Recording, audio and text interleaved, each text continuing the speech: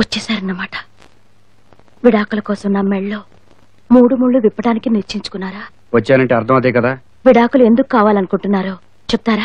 ఇదివరకే చెప్పాను. నాతో చెప్పారు, కానీ ఆ విషయం అందరికీ తెలియాలి. ఇప్పుడు శిక్షింపబడుతున్నది నేను, అంటే నేను నేరస్తురాలన్నమాట. నేనే తప్పు చేశానో చెప్పి నన్ను శిక్షించండి. నేరస్తురాలు వాళ్ళని అనలేదు. పెళ్లిలో అందరి ముందు ఎట్టి పరిస్థితుల్లోనూ నన్ను విడిచిపెట్టని ప్రమాణం చేశారు. చేశారా లేదా? చేశాను. ఆ ప్రమాణాలను తప్పుతున్నారంటే మీరు దొంగ ప్రమాణాలు చేసి ఉండాలి, లేదా నేనేదైనా తప్పు చేసి ఉండాలి. నేనే తప్పు చేయలేదని అందరికీ తెలియాలి. అందుకే నేను అడిగిన ప్రశ్నలకి సమాధానం చెప్పండి. సేవలు చేసేటప్పుడు దాసీదానిలా అంకిత భావంతో చేయలేదా? సలహాలు ఇచ్చేటప్పుడు మంత్రిలా మంచి సలహాలు ఇవ్వలేదా? పడకలో రంభనై స్వర్గ సుఖాలు అందివ్వలేదా? అన్నం పెట్టేటప్పుడు అమ్మలా ఆప్యాయతగా తినిపించలేదా? అలంకరించుకుని కళకళ్ళాడుతూ లక్ష్మీదేవిలా లేనా? ఏ తప్పు చేసినా భూదేవంత క్షమాగుణంతో భరించలేదా? ఇందులో మీకు నేనేం తక్కువ చేశానో చెప్పండి. తక్కువ చేశావని అనలేదు. అయితే విడాకులు ఎందుకు? ఎందుకో నీకు తెలుసు. నాకు తెలుసు, కానీ ఇది ఇప్పుడు మీకు నాకు సంబంధించిన సమస్య కాదు. తరతరాలుగా మన జాతి గౌరవాన్ని కాపాడుతున్న వివాహ వ్యవస్థకి సంబంధించింది. సమాధానం చెప్పే తీరాలి. ఆల్ రైట్, చెప్తాను. నాకు డబ్బు కావాలి. నా దగ్గర డబ్బుంది. అది నాకు చాలదు. అందుకని నాకన్నా డబ్బున్న శిరీష్ని చేసుకుంటానంటారు. అవును. శిరీష్ కన్నా డబ్బున్న ఇంకో అమ్మాయి దొరికితే శిరీష్కి విడాకులు ఇచ్చి అమ్మాయిని చేసుకుంటారా? ఏమో. అంటే మీకు భార్య కంటే డబ్బే ముఖ్యం. ఎన్నిసార్లు చెప్పాలి? అలాంటప్పుడు నా మెళ్ళలో తాళి ఎందుకు కట్టారు? అది డబ్బు కోసమే. అలాగే నేను అనుకుని మీకన్నా డబ్బున్న వాడితో లేచిపోతే ఏం చేస్తారు? నరికి పోగులు పెడతాను. పోనీ వ్యభిచారం చేసి మీకు డబ్బు సంపాదించి పెడితే? నా కూతురు మీద చేసుకున్నామంటే ఒక్క గుద్దుతో నెత్తుకుతావు. జాగ్రత్త. మీరు ఆగండి నాన్న. ఏ ఎందుకు కోపం? మీకు కావాల్సింది డబ్బేగా? కావాలి, కానీ అలా కాదు. ఇప్పుడు మీరు కావాలనుకుంటున్న డబ్బు అలాగే వస్తుంది. కాకపోతే మీరు మగ వయసుగా మారుతున్నారు. ఏంటి నోటుకొచ్చినట్టు వాగుతున్నావు? నిజం అంత పచ్చిగా ఘాటుగా ఉంటుంది. 3 ముళ్ళు విప్పితే విడాకులు ఇస్తానని చెప్పి ఇప్పుడేంటి రాధాంతం చేస్తున్నావు? రాధాంతం కాదండి, సిద్ధాంతం. మట్టి తింటున్న పిల్లాడు దేవుడైనా తల్లి తప్పని చెప్తే తప్ప తెలియదు. మంగళసూత్రాల పవిత్రత ఏమిటో తెలియక నా మెళ్ళ 3 ముళ్ళు విప్పేస్తారంటున్నా మీరు నా కంటికి పిల్లాళ్లానే కనిపిస్తున్నారు. బిడ్డ తప్పు చేస్తుంటే తల్లి చెప్పాలి. నా భర్తగా కాదండి, నా బిడ్డగా భావించి చెప్తున్నాను. మొగుడు గొరక పెడుతున్నాడని, పెళ్ళం సిగరెట్ తాగుతుందని ఎప్పుడు కావాలంటే అప్పుడు విడిపోయే విదేశాల సంస్కృతి కాదండి మంది. అలా విడిపోవడం వల్ల వాళ్ళ పిల్లలు ఒంటరితనానికి గురై నేరస్తులుగా మారుతున్నారు. ఆ దేశాలన్నీ మన భారతీయ సంస్కృతి గురించి, ముఖ్యంగా మన వివాహ వ్యవస్థ గురించి ఎంతో గౌరవంతో జోహార్లు చెప్తుంటే మనం దాన్ని వ్యక్తిగత స్వార్థం కోసం బజార్లో పడితే హక్కు మనకు లేదండి. నేనెంత చెప్పిన తర్వాత కూడా నా మెళ్ళో ఉన్న 3 ముళ్ళు విప్పేయాలని మీకు అనిపిస్తే విప్పేయండి. భజంత్రీలు వాయించండి. అమ్మా క్షమించండి. పెళ్లిలో మేళాలు వాయించేటప్పుడు భార్యాభర్తలు కలకాలం కలిసిమెలిసి జీవించాలని దీవిస్తూ అనురాగాల్ని మేళవించిన అనేక రాగాల్ని వాయించేవాళ్ళం. ఇప్పుడు గట్టి మేళం కాదు కదా, ఒట్టి మేళం కూడా వాయించలేము. లక్ష్మీదేవి మెడలో మంగళసూత్రాలు తెప్పటానికి సరస్వతీదేవి సహకరించదమ్మా. శాస్త్రి గారు, మీరు మంత్రాలైనా చదవండి. వివాహానికి మంత్రాలున్నాయి కానీ విడాకులకు మంత్రాలు ఏ శాస్త్రంలోనూ లేవమ్మా.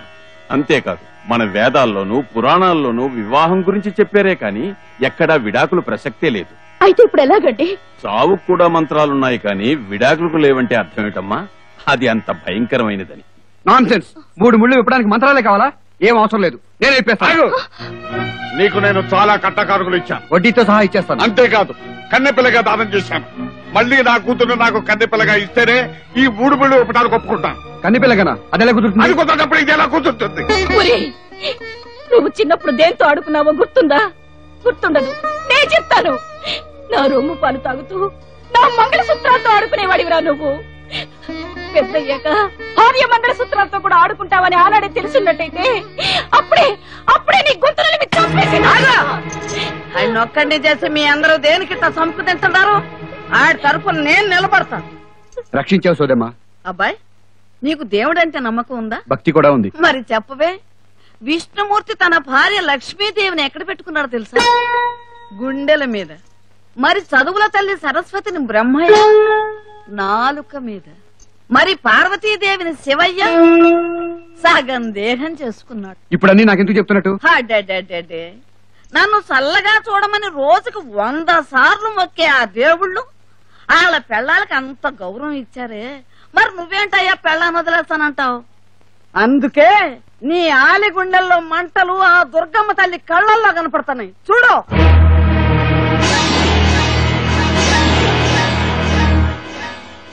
ఆడదానికి మంగళసూత్రం ఆ దుర్గమ్మ తల్లి ఇచ్చే వరం. నీకు దమ్ముంటే, కలేజ ఉంటే ఆ దేవి ముందు నీ పెళ్ళం మెళ్ళ 3 ముళ్ళు విప్పు. అలా చూస్తారే, రండి. ఆ తల్లి మెళ్ళలో తన భర్త కట్టిన మంగళసూత్రాల నిగారింపు ఈనాటికి రవ్వంతు కూడా తగ్గలేదు. నా మెళ్ళలో మంగళసూత్రం కూడా అలాంటిదే. ఎలాంటి పరిస్థితులు ఎదురైనా జీవితాంతో కలిసి ఉంటామన్న కట్టుబాటుని ఒక ముడితో, స్వచ్ఛమైన పవిత్రమైన దాంపత్య బంధాన్ని 2వ ముడితో, మన హిందూ జాతి ఖ్యాతిని 3వ ముడితో బంధించిన పవిత్రమైన ఈ 3 ముళ్ళని విప్పే ముందు మీరు చేస్తున్న పని న్యాయం, సత్యం అనిపిస్తే ఆ దుర్గమ్మ తల్లికి సమాధానం చెప్పుకుని నిరభ్యంతరంగా విప్పండి.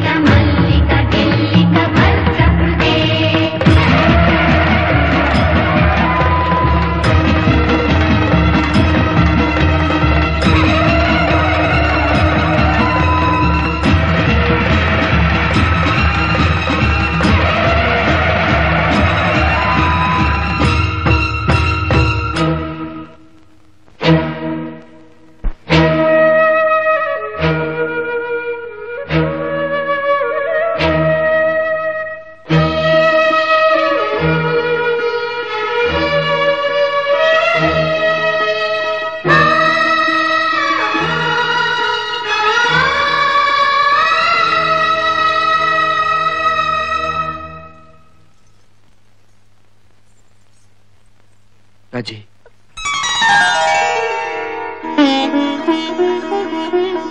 నేను వేసిన 3 ముళ్ళు ఎంత పవిత్రమైనవో చెప్పి నా కళ్ళు తెరిపించావు. భయంతో కాదు, భక్తితో. జన్మ జన్మల బంధాన్ని శాసించిన ఈ మంగళసూత్రాలకి మనస్ఫూర్తిగా నమస్కరిస్తున్నాను. వివాహం అనే సాంప్రదాయం మన పూర్వులు మనకిచ్చిన అమూల్యమైన ఆస్తిగా భావిస్తాను. నన్ను క్షమిస్తావు కదా? అనుకుంటాం కానీ అలా ఉత్తినే సారీ చెప్తే కుదరదు. ఈ దండ ఆవిడ మెళ్ళలో వేసి నీ జీవితంలోకి రమ్మని ఆహ్వానిస్తే క్షమిస్తుంది.